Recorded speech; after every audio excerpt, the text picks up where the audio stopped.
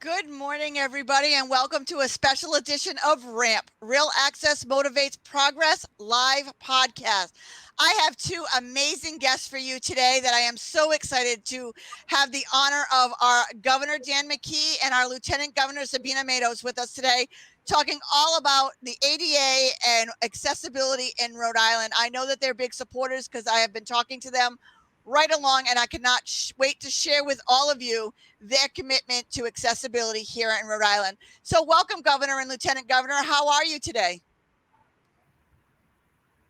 I'm doing fine. How are you guys doing, Tina? How you doing, Lieutenant Governor? Good morning, Governor. Good morning, Tina. I'm doing great. I'm so glad that we have this opportunity to have this conversation. Oh, thank you. I'm so honored. And let's kick it off right away. We're going to start with you, Governor.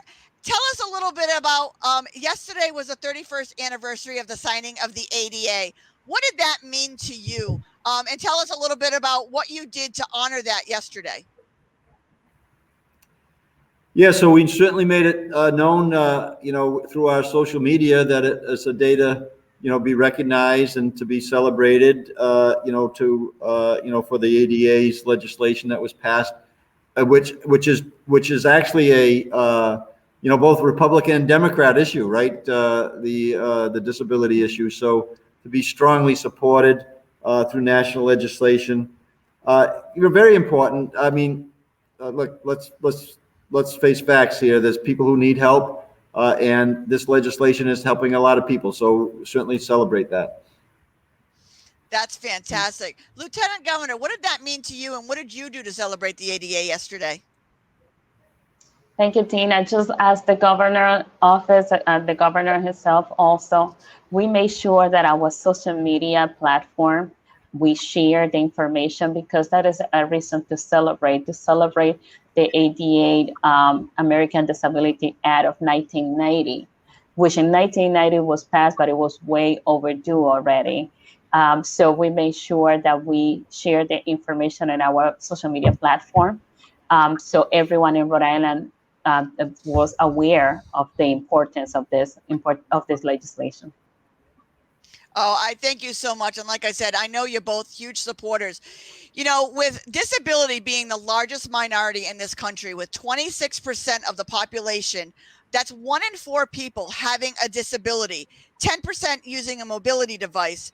What people don't understand is once you turn 65 and older and you happen to use a walker, wheelchair, or a cane, you're just considered elderly. Those statistics are not geared to mobility devices. So with 2030, and I know, Governor, that the 2030 plan is big for you right now.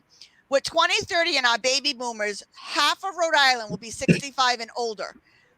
You figure 40% to 30% will be either using temporarily or permanently a mobility device. Add on to that the disability community and their mobility devices. How do you feel Rhode Island fits in right now with accessibility? And what are some of your plans to make sure that that changes for the better moving forward? Well, the Rhode Island 2030 plan is a really good opportunity, Tina, to really be talking about what our state's going to look like and who we're going to be, making sure gets the services they need. So that's something that's happening right now. I think that we are investing in many areas, including we've upped the amount of about $40 million of funds since I've been governor to help the intellectually and development disabilities, which has to do with servicing, people that are in need for those services, primarily in home type services, and so that's being done. I only can kind of personalize it to me, right? One of my somebody that actually taught me how to play tennis way back when ended up in a wheelchair through an accident. And I'm very sensitive because I think that our personal relationships do matter to us, right? In terms of how we look at things. So Peter, who has since passed away, but great tennis player. But then he had issues where he had transportation issues. He needed a van to transport himself, right? That he could pull his wheelchair up to the steering wheel. He needed attention to get in and out of bed every night. So that clearly was something that I helped him with, and we attended a lot of the sporting events. I was at the Tennis Hall of Fame last week, a couple weeks ago, and Peter and I went there, and he needed accessibility with his wheelchair to get into the places to so that he could, he could enjoy the sport that he loved, right? So I think personalizing this to me is critical, and I think that having people like yourself and others, share those experiences, why it's important. We did a tour of small businesses around the state of Rhode Island. One of the businesses that we visited had another friend of ours that actually one of the people that actually served in our police department when I was a mayor, but their son has some level of disability, and the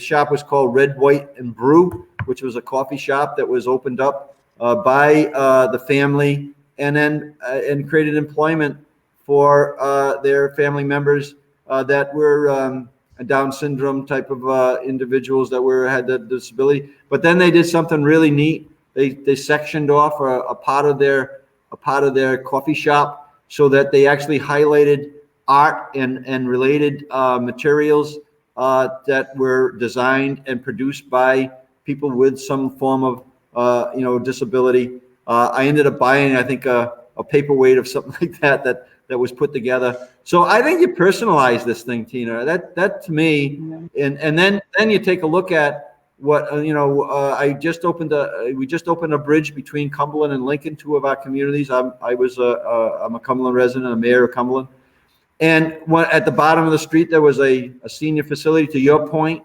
that seniors do have a disability. Some of them, many of them have it.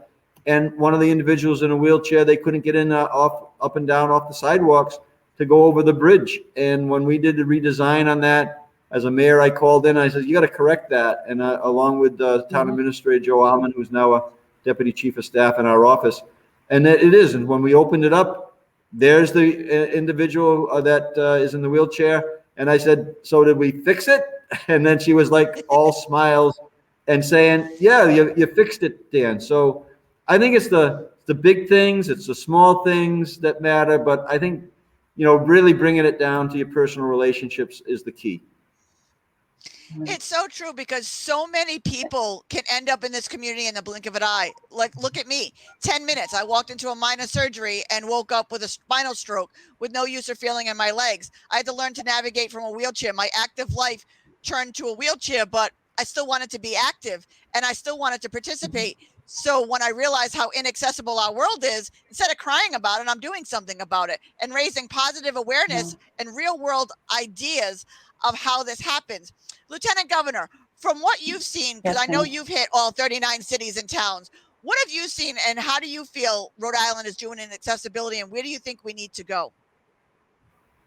I think what I have noticed is the new constructions are meeting, most of the time meeting the requirement, but there is much more that we need to do. We have to remember that Rhode Island, our cities are colonial cities, so they're not accessible in because of being such an old buildings. But we have to make sure that we help the business owners understand that there are things that they can do. There are steps they can take to make sure that their business is accessible. And I like what you always said, that you're not trying to get anybody in trouble.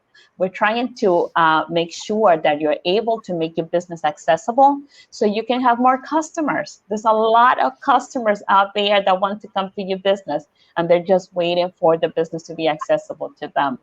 And I have one thing I wanted to touch on. It's important what the governor said and what you were saying. Our lives can change in an instant. And right now, when we're thinking about the disability, this is not somebody else's problem. This is all of us. All of us should be responsible for it. Here in the United States, one of our more consequential presidents, President Franklin Roosevelt, used to be in a wheelchair, and it used to be hidden from the public. But being in a wheelchair shouldn't be anything that anyone should be ashamed of. And I thank you for being so proactive and decided to do something about it and making sure that you're fighting every day the battles for accessibility, and just not for you, but for everybody else. So we thank you so much, Tina, for what you do every day. And on a personal note, I have to say, I want to say thank you for being so active on the Small Business Forums conversation. I love it how you're always attending them and you're participating and reminding us every single time that accessibility is important. So thank you. It's so important to be involved in your government and involved in your state, because if you're not making a difference, you're part of the problem. I truly believe that. I don't believe anybody is inaccessible maliciously. I believe it's because they don't know. So we want to educate and we want to advocate and we want to help you get more money. I mean, we touched a business last year and we made them fully ADA compliant for a far less dollar amount than they ever thought that they were going to spend. He reached back out to me 2 months later and he said, you know, I don't have a lot of wheelchair people rolling through here. I said, well, number one, we're not a gang. We're not a motorcycle group. We don't roll around in packs. But I said, did you get one or two? He says, yeah. And they came in with like 4, 5, 6 different people. I said, you got small parties in here. You paid for your accessibility and 2 customers.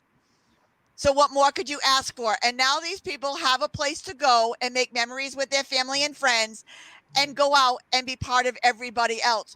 We don't just live 9 to 5 to go to the doctors. I want to go dancing. I want to go out and have a drink. I want to go out and, interchange with my governor or my lieutenant governor and meet them where they're at, because you guys are so engaged in the community and it really shows. The community sees how the two of you are one-on-one and involved in the community, and it makes a huge difference. Governor, where would you like to see Rhode Island in 5-10 years from now with accessibility? Well, I think that I think that the accessibility should be as good as we can make it, right? I think that that's where in the plan, when you're talking about it, there's ways that, I mean, we're going to be talking about housing issues, Tina, right? I mean, to get through, and I know you're experiencing it, as I know I saw my friend experience it. The doorways have to be a certain size. The bathrooms have to be set up in a way that makes sense. So not that you need every household to be that way, but you need to be flexible so that if there is a household that has someone who has those needs, that there's funding for that in a way that makes sense. Because not only is it the business accessibility, but it's in your homes. There's ramps that need to be made. There's doorways that need to be expanded. There's bathroom facilities that need to be and shower facilities and those type of things. So I just think that the discussion should just continue in a way that is positive and productive, and anywhere where you're able to to make things work better, you should. And as I'm talking about it, we got an immediate thing right now that I hope that I hope that we're really spreading the word how important it is to get vaccinated in the communities, that are the disability communities. So important to get everybody vaccinated, and that we all play a role in making our communities better and stronger, right? So I think that when you asked this question, what does it look like in 2030? I think it's this notion that that we're stronger together in a way that we're listening to everybody, right? We're seeing that right now in some of the race issues that are being developed. We're taking the fact that there's this zero-sum game, that somehow if I help somebody that's coming from a family that has some needs, that somehow that I take away from my family's it's a takeaway from them. But I think that it doesn't work that way. I don't believe in the zero-sum game. I believe that as we address things, that we improve the situations for everybody as we help anybody. So I think that the same rules would apply to me to people that both I know that are dealing with certain disabilities and people that I don't know. But I think that the notion that somehow we help you, Tina, that you hurt my family, my family gets hurt, because we're putting resources out and that type of thing. We're running, like I said, the biggest issue right now is equity issues. Equity runs not only just by race and color and that type of thing and whether you're male or female. It also equity runs across the board in many different directions. And so 2030, I think that it should be an inclusive strategy and thought process about how to address things to bring our communities together in a way that makes us stronger. I agree with you because, with equity and diversity, and you're not talking about disability, you're missing out because disability comes in every race, creed, religion, female, monetary status. We're across the board. So you're missing out on some very amazing people because we're stuck in the house and we can't come out and meet you where you're at. Lieutenant Governor, you were at a ribbon cutting yesterday for some housing. How did that fare with accessibility? So I think this is part of the conversation we need to have in the housing community. We had also another ribbon cutting that happened about a month ago, that was on Broad Street, that they had some units that were dedicated accessible units in there. So I think this is part of the conversation that we need to have of how we make sure that every time there is a new housing development, there are units dedicated for accessibility units. That has to be an ongoing conversation that needs to happen all the time. I agree with you. One thing I would like you both to be aware of is the way that the Rhode Island housing rule is written at this time is a portion of all apartment buildings or sections are ADA adaptable. What I want people to know is adaptable is not accessible. Adaptable means that they have to make at least one unit in that section adaptable to somebody with a disability. Well, most contractors are going to take the cheapest way out and make it for somebody who's blind or autistic or mentally. We need to actually change that to physical accessibility for those that use mobility aids and mobility devices. Because if we don't stop building up stock in Rhode Island for mobility aids and wheelchairs, we're going to have a bigger housing crisis on our hand come 2030. And I love the fact that you two are tuned into this and aware of this and are starting to make progress of this moving forward. And what you don't know, this is the most humbling piece, and I think everybody needs to know, is when you guys do not know the answer, you reach out to somebody to help you find the answer. And I cannot thank you both enough for that piece, because it's so important, instead of to just blow hot air up somebody and just say something to, get them off your plate now. You guys really dig deep and you find the answer and you're trying to make it the most positive out there. And I know you're both big supporters of our event that's coming up. Accessibility is Beautiful on September 18th. Governor McKee, tell us what this event, it's a Rhode Island first event, helping businesses become accessible and giving them every way possible to make it affordable. What does this event mean for Rhode Island and for, in your eyes? Well, again, it's another way to bring communities together. As a small business owner myself, and with the health club, I knew that accessibility was important for people who have disabilities do exercise, and they do enjoy the ability to get into a swimming pool. I mean, we had ability to, ramps and that type of thing to get down and lifts to get into the swimming pool, along with getting on all the levels of our health club. And our health club was built in 1980. So, we certainly were addressing that issue as to the best of our ability at that time. But this beautiful festival, Accessibility is Beautiful Festival on September 18th, right? That's where it's going to be at the Steel Yard. By the way, the Steel Yard is an interesting place. That's one of the places when I was on Lieutenant Governor, I was doing a 39 community art tour, and the Steel Yard was where we ended up going in Providence. Quite a place there in terms of the instruction that they give to people, and so that's nice that you're going to have it there. I would just say that this issue of I love the word beautiful in there, because one of the things that you see all around the state of Rhode Island is discover Discover Beautiful Rhode Island. And we do have a beautiful state. And so I think that, that theme of beautiful, I really like that. And I think that falls into our state theme of Discover Beautiful Rhode Island. Isn't that a good theme too, Tina, for people who are, who need accessibility, right? To be able to discover this beautiful state we have. Absolutely. And when we came up with the name for it, it was in twofold, because it's at the Steel Yard that is now 100% fully accessible, because I spent 2019 working with them. So every area of the Steel Yard is fully wheelchair accessible. But it's in twofold. It's accessible and beautiful because they can make beautiful artwork to make your ramps absolutely gorgeous. And it's beautiful of people opening their mind, changing their perspective to include everybody. No matter your ability, it's to include everybody.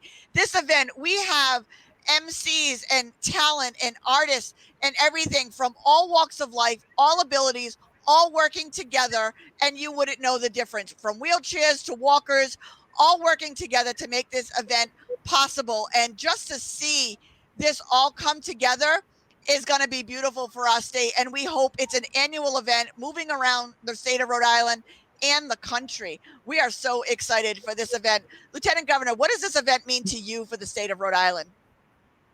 Oh, it means a lot. And just as the governor said, I have been discovering beautiful Rhode Island in these tours of the 39 cities and towns. I have been enjoying this, visiting new places.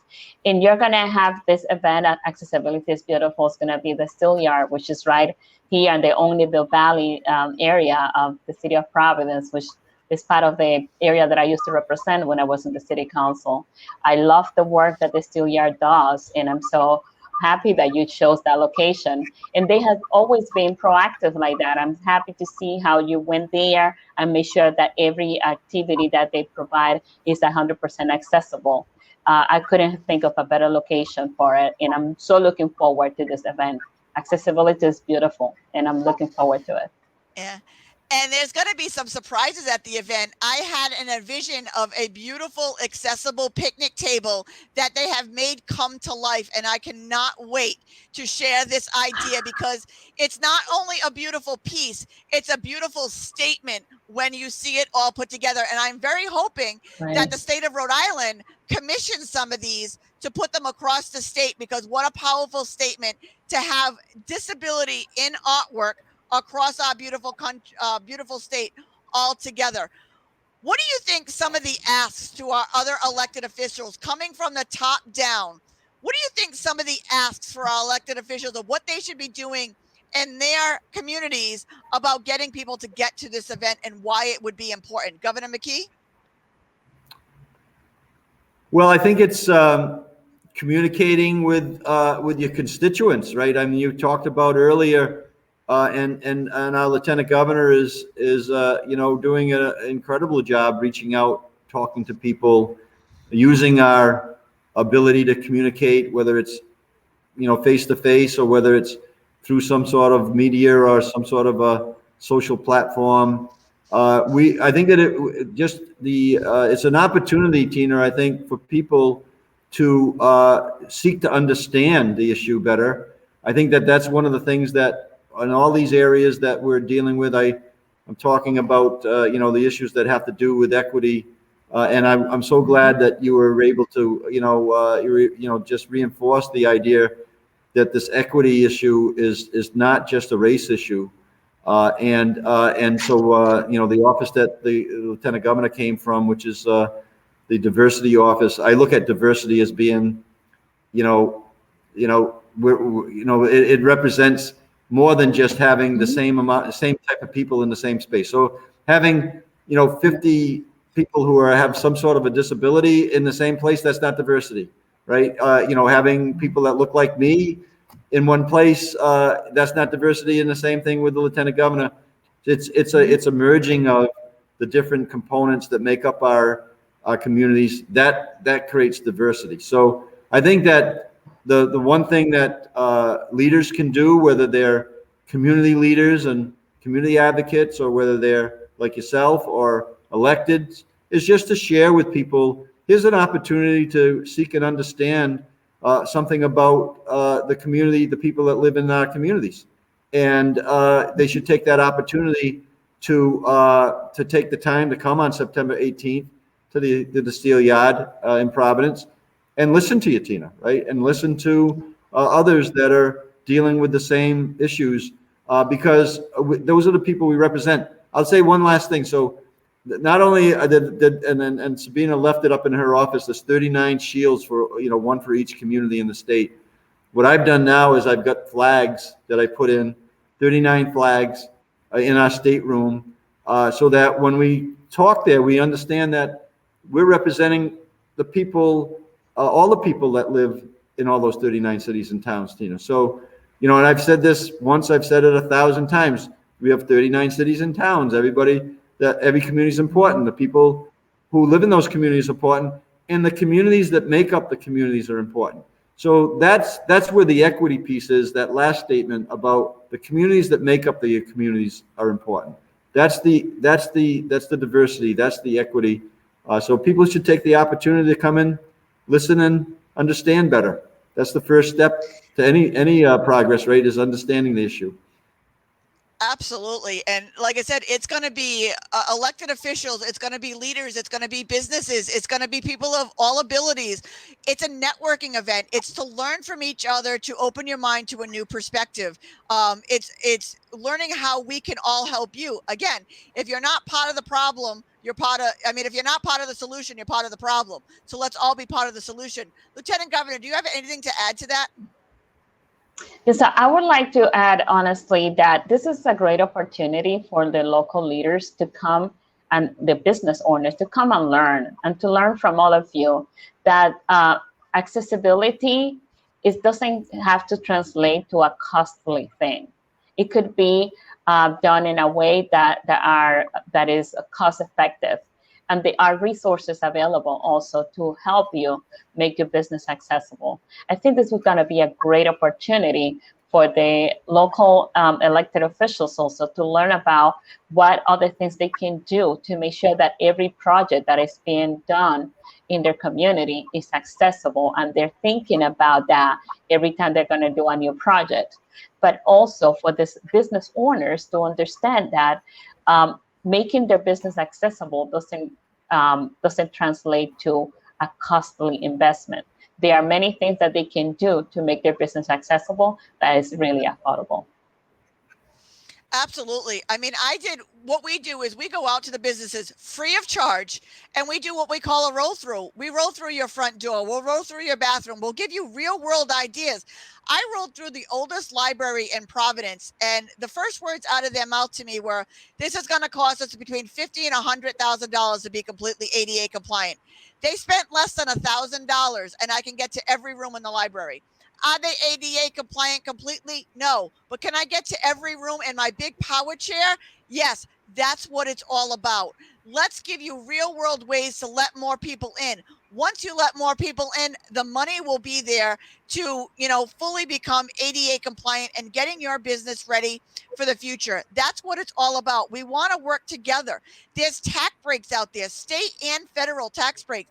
We got the Secretary of State's office willing to, put all of that information out there. We have both you and the governor ready to put all of that information out there and support businesses any way they can, maybe with some grant matching or some federal dollars that came in, we could put it into accessibility.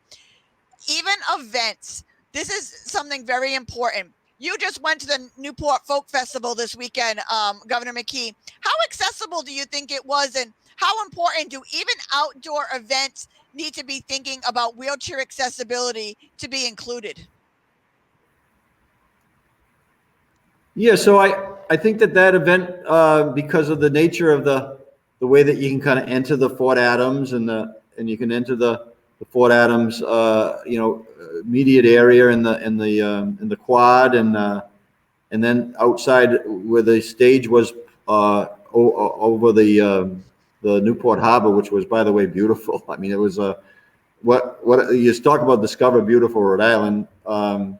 People all over the world, experience that in a way that is, just extraordinary, right? So I think that what I saw there, that it was accessible. I mean, I think that people could go to any stage. They could listen to any of the music. And I don't know. You'd have to. Did you go down there to take a look at it, Tina? I mean, you're probably I a better did. judge than I am. I did, and I wanted to say you have a very good eye, because the festival itself, the main area was very good, because you know what? They talked to us, they brought us in, and we were able to help with all of that. What kills me is, Newport is gorgeous. We are the ocean state. We want to have more access to our oceans and our beaches and stuff. And even like Thames Street in Newport, they all have that inevitable one step that a $200 portable ramp could fix every one of these businesses. And it's not just for wheelchairs. It's for knee scooters. It's for baby carriages. It's for walkers. It's for people who just had knee or back surgery that can't, lift their leg right now because they're recovering. But all of Thames Street needs to do a better job, but we're working on it. But yes, the folk festival, you have a really good eye, was very accessible. And that's what's important. When you're out and about, don't lash out at somebody. Have the conversation. Say you could do a little bit better with this, or maybe we should move this, or maybe we could do that. Even our food trucks can be accessible for like almost no money at all. Lieutenant Governor, some of the events that you have gone to, have you been more aware if they're accessible or not accessible? After having the conversation with you, and always when I visit a business, I talk to them about making their business accessible. I was with the governor yesterday in Narragansett, we saw some business that were accessible right there in Narragansett, honestly. But every time I go to a business that I see maybe they're not accessible, I'm more aware, and I start talking to them about having you come and do a roll through and give them feedback about how to make the business more accessible. And also, I have to mention the conversation, the Facebook Live conversation, the small business live conversation that you and Anthony Santuri did was really good. You have the opportunity, you and Anthony, to share a lot of the information of how you help his business be accessible. And Anthony was so great at giving us some feedback about his experience. So thank you for doing that also. Oh, thank you. I mean, me and Anthony are worlds apart. Two people from opposite sides. I mean, we met at a Providence meeting, and he said, "Come on down. I don't know if we'll be able to do anything." And I mean, a bar arcade you would not think would be accessible. For very, very little money, I can now wheel around, play any video game that I want, go to the bar, enjoy my friends and family. Mm-hmm. And the nice thing is once he became accessible, people from his community started coming out, and they didn't realize how many of them were in wheelchairs. Here's my biggest thing that I hear all the time. Well, we don't get a lot of wheelchairs here. You need to stop and think, why? Wheelchairs aren't going to come out where they can't get in. Wheelchairs aren't going to come out where they don't have access. So you don't see us because we can't access. Once we can access you, we can see you. Now that we're nearing the end of our hour, Governor, I would like you to give your final words and the most important thing that you want business owners, elected officials, and just the common Rhode Islander to know and learn or try to do for accessibility in Rhode Island. What are your thoughts? I think it's understanding the issue, personalizing it in terms of your family members, in terms of what accessibility you want your family members and your closest friends to have, right? So, the Lieutenant Governor was mentioning we were down in Narragansett at the signing of the outdoor dining. Well, one of the owners there was in a wheelchair, right? And yet he owned the business, right? He owned the pizza shop down there. Really good man. So I guess the message is not only to understand from the point of view of if it was your family member or your close friends, but also the message is that people who are disabled, they can own businesses, right? People who are disabled, they can do what you're doing, Tina. They can be great advocates. They can contribute in a real positive way, as anyone can. It's just a matter of taking the time and the effort to do it. And I've kind of always said, we all have to do our best, but also realize that doing our best is hard work. And so I think that it is understanding from a personal perspective, doing your best, understanding it's hard work. You're working very hard, Tina. This is not easy work. Yeah. And that everybody has the ability to contribute, whether you're a business owner or a civic leader or a community leader or an elected official, or you're just doing what they did at red, white, and blue brew, or red, blue, and brew, or something like that in Smithfield. Red, white, and brew. Red, white, and brew. Have you been there? It's right down the street from my house. Absolutely, I've been there. There you go. So the Coins who own that really are representing that they're doing it all. I think they're saying, we can own it, and our son can actually work in here and manage it, and we can support the local entrepreneurs, the young entrepreneurs that are out there that have disability. So yeah, I think it's understanding is key. I think understanding from a personal perspective is very, very important. And then also not putting up ceilings in terms of what somebody who's disabled can actually do. That would be my recommendations. Absolutely. We can own businesses. We can be hired. We'll probably be the hardest workers you ever hire because we have more to prove. We have more to put. Nothing for us without us.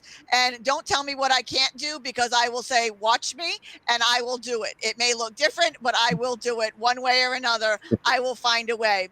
Lieutenant Governor, what are your final thoughts on all of this? And what do you want to put out there for Rhode Island to know? Yeah. I love your spirit. Don't tell me I cannot do it, because I'm going to show you. Watch me. So, Tina, one of the things that I've been saying, I remember at the beginning of the pandemic where everyone was more aware of their community, of their neighbor, and was more aware that what happens to one of us is happening to all of us. So I want Rhode Islanders to go back to that, to think about those thoughts that we had at that time, in which we were working in collaboration, thinking about what is affecting our neighbor. And we were more aware that if we are all responsible for our community and society. In that way, I want for everyone in Rhode Island to understand that the community with disability, with mobility issues right now, they need us to be more aware of the issues and making sure that they are included in our conversations of how we move forward. I want Rhode Islanders to, whenever they're going to be, when they're visiting a place, when they're coming, let's say, to an event, Newport, downtown Providence, think about, if I was someone that had mobility issues, where would I be able to go if I needed to use a bathroom? Where are those locations? Which business could I go if I had mobility issues? So let's start to think about the others in our community and be more aware of that and raise our voices to create change. Absolutely. And, the one blessing I think that the pandemic brought to all of us is you all got a glimpse of the disability community. You couldn't go to restaurants. You couldn't be with your family and friends. You couldn't get out. You couldn't access things because of the pandemic. You didn't like the isolation. You didn't be locked in your house. Take us with you when you're open. Now that we have our restaurant down the street with our favorite sandwich, or the place down the street that we want to go listen live to the music we've been listening to online, take us with you. Make it accessible and make a new friend and get out there. Thank you both so much for taking the time today to talk about this important topic. And we will see you both at the Accessibility is Beautiful event in downtown Providence at the Steel Yard on September 18th. And please talk to your local elected officials that you have in your presence and tell them how important it is for them to spread the word to their communities of getting business. It's a free event. There's nothing to lose other than making a really good friend, and you get to meet me. So what else is better than that, Nothing better than that. So it's all exciting. So thank you so much for taking the time to meet with us today. thank you for having such an open mind and meeting us where we were and ready to make the change that Rhode Island needs to get ready for 2030. So thank you so much. Any final words you would like to give, Governor? No, thanks for the invitation today, Tina, and keep up do your best. I know it's hard work, but keep on doing your best out there. I'm sure things will Thank you. improve and work out in a way that makes sense. So we'll see everybody at September 18th. Yeah, Lieutenant Governor, any final words from you? Yeah, we'll see you on September 18th. Looking forward to that event, and keep up the good work. You're doing an amazing work, and keep it up. Thank you. I do the work because I care about all of Rhode Islanders, and I have met the most amazing people that I would never get to meet, like you two. From being in a wheelchair, we're from different worlds, but we all get to work together, and that's what's important. Rhode Island is a small, diverse community. Let's work together because we are stronger together. And my final words are, join us tomorrow night to see the congressmen and the senators all talking about the 31st anniversary tomorrow at 7:00. And don't just sit there, make a difference. Have a great day, enjoy, and thank you for all that you do.